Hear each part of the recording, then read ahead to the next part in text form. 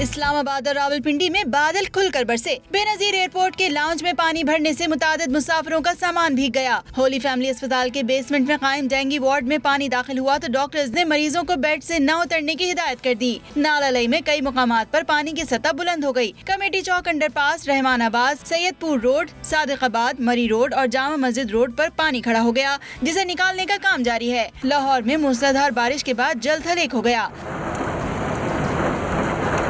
सड़कों पर पानी खड़ा होने से ट्रैफिक की रवानी भी शदीद मुतासिर है।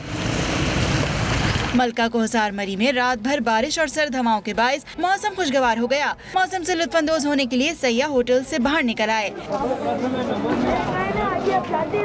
गुजरात में तेज हवाओं के साथ काले बादल खुलकर बरसे तो गर्मी और हब्स का जोर टूट गया। नारोवाल में भी तेज हवाओं के साथ मूसलाधार बारिश हुई, जिससे मौसम सुहाना हो गया।